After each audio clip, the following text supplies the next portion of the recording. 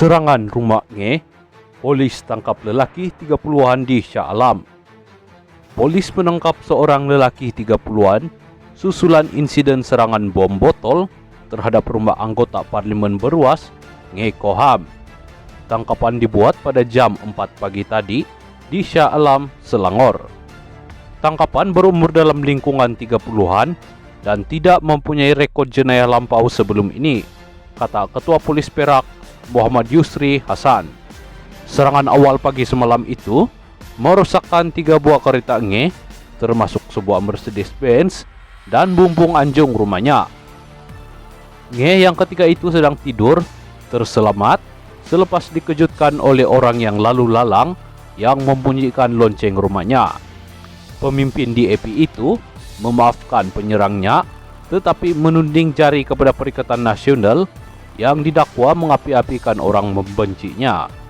Nge sebelum ini dilanda kontroversi selepas menyerahkan pakar bukan Islam dilantik dalam jawatan kuasa mengkaji perundangan syariah. Setelah bantahan meluas, dia bagaimanapun memohon maaf dan menarik balik cadangan itu. Menjelaskan tidak berniat masuk campur dalam hal ekwal Islam, Nge berkata dia cuma mahu memastikan semua pandangan yang diambil kira kerana menjangkakan proses itu melibatkan pindahan perlembagaan. Dia juga katanya tidak tahu bahawa jawatan kuasa khas tersebut telah dibentuk oleh Majlis Kebangsaan bagi hal ekwal agama Islam se-Malaysia yang dipengerusikan oleh Sultan Selangor Sultan Sharifuddin Idris Shah. Sementara itu dalam kenyataan petang ini, Yusri berkata individu itu kini direman 5 hari untuk siasatan lanjut. Sehubungan dengan itu, kes disiasat di bawah Seksyen 435 Kanun Keseksaan dan jika disabitkan kesalahan, boleh dihukum dengan pemenjaraan selama tempoh yang boleh sampai sehingga 14 tahun dan hendaklah juga dikenakan denda, kata Hasan. Yusri juga mendedahkan 2 buah telefon bimbit turut dirampas.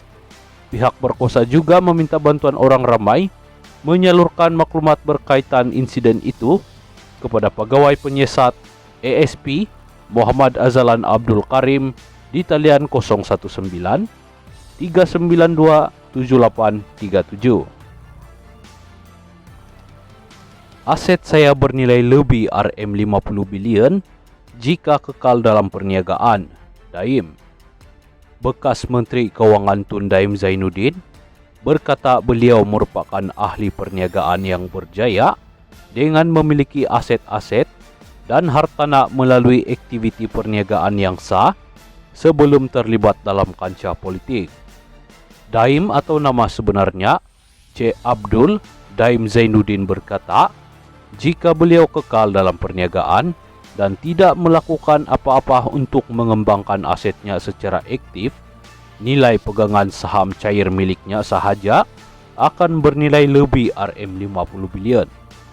Sebelum menyertai politik dan memegang jawatan awam, saya merupakan seorang ahli perniagaan yang agak berjaya dan kaya. Keputusan saya menyertai kerajaan dan berkhidmat kepada negara mendatangkan kerugian keuangan yang besar kepada diri saya dan keluarga saya, katanya menerusi afidat sokongan yang difailkan pada 10 Januari lepas. Afidavit sokongan itu difailkan bersama permohonan Daim dan ahli keluarganya bagi mendapatkan kebenaran semakan kehakiman untuk mencabar siasatan yang dijalankan terhadap mereka oleh Suruhanjaya Pencegahan Rasuah Malaysia SPRM. Menurut Daim pada atau sekitar 1969, beliau menceburi bidang perniagaan yang diasaskan bersama rakan kongsi lain yaitu sebuah syarikat pembangunan tanah dikenali sebagai Syarikat Maluri Sendirian Berhad. Katanya, syarikat Maluri, bertanggungjawab membangunkan perbandaran yang dikenali sebagai Taman Maluri dan Taman Bukit Maluri di Kuala Lumpur dengan penilaian hari ini bernilai lebih RM26 bilion. Saya juga merupakan pemilik Malaysian French Bank dan kemudian UMBC kini RHB, saya juga mempunyai kawalan serta kepentingan dalam banyak syarikat induk seperti Sime UEP, Sime Derby sekarang, Burti, TV3, Maybank, Consplan, Cold Storage, dan Nestle Malaysia. Sebanyak 10% kepentingan saya dalam Nestle Malaysia hari ini bernilai kira-kira RM3 bilion, katanya, menerusi afidavit itu.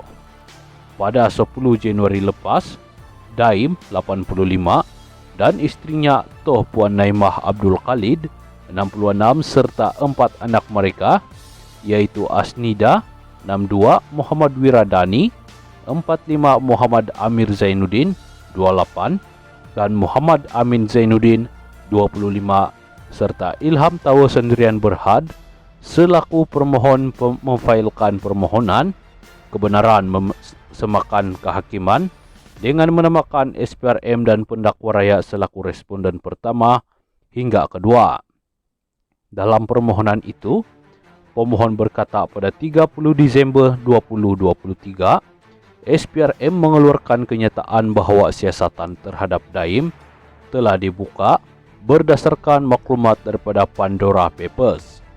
Menurut Daim, Pandora Papers adalah fail sulit yang tersebar pada 2021 yang mendedahkan nama pemilik syarikat luar pesisir, aset, dan akaun bank di luar negara yang di luar bidang kuasa Malaysia, namun beliau mendakwa fail terbabit tidak menyatakan sebarang kesalahan dilakukan olehnya dan keluarganya. Oleh itu, mereka antara lainnya memohon satu perintah antaranya supaya SPRM dan pegawainya membatalkan semua penyiasatan yang dimulakan terhadap mereka sejak Februari 2023 sehingga kini dan membatalkan semua notis yang dikeluarkan oleh SPRM. Langkah Dubai, Hamzah dakwa, polis buat kenyataan politik. Ketua Pembangkang Hamzah Zainuddin mendakwa pihak polis mengeluarkan kenyataan berunsur politik berhubung isu Langkah Dubai. Katanya, cerita mengenai pertukaran kerajaan itu terus beredar di media sosial, namun pembangkang sendiri tidak tahu menahu mengenai perkara itu. Malah tambahnya, kenyataan Perdana Menteri Anwar Ibrahim mengenai sumbangan dana jutaan ringgit selepas menghadap yang di Pertuan Agong baru-baru ini turut menimbulkan 1001 persoalan. Mengapa dicampur adukkan dengan pertemuan menghadap yang di Pertuan Agong? Rakyat merasakan ada sesuatu yang janggal. Polis pula tiba-tiba mengeluarkan kenyataan politik. Masa bila PDRM menjadi politikal? Sepatutnya polis siasat mereka yang membuat laporan polis. PDRM harus lebih profesional dan jangan terlampau mudah ikut telunjuk mereka yang berjawatan, tak kira menteri, timbalan menteri, atau setiausaha politik. Jangan buat tuduhan sembrono, katanya dalam hantaran di Facebook. Tidak dapat dipastikan kenyataan polis yang mana dirujuk Hamzah sebagai berunsur politik. Bagaimanapun, Ketua Polis Negara Razarudin Hussein pada 9 Januari lalu mempersoalkan mengapa dakwaan bahwa pembangkang mempunyai bilangan yang mencukupi untuk membentuk kerajaan dibuat oleh mereka yang tidak mempunyai autoriti. Razarudin berkata sekiranya dakwaan tersebut benar, sudah tentu ia datang daripada pemimpin parti berkenaan. Sekiranya betul nak berlaku pertukaran kerajaan, ketua parti atau setiausaha akan bawa menghadap Agong ataupun membawa pendedahan kita di dalam parlimen mengatakan bahwa kita ada sekian nombor. Buat undi tak percaya dalam parlimen, kata Razarudin pada sidang media di Bukit Aman. Sebelum ini tular dakwaan bahwa Perikatan Nasional PN cuba merasuah yang di Pertuan Agong sebanyak RM1 bilion bagi merestui usaha tukar kerjaan. Dakwaan itu dikaitkan dengan Dr. Mahathir Mohamad, namun dinafikan oleh bekas Perdana Menteri itu. Kemarin, dalam kenyataan media selepas menghadap yang di Pertuan Agong Al-Sultan Hidayatuddin Al-Mustafa, bertita supaya kerajaan Madani terus mengurus negara.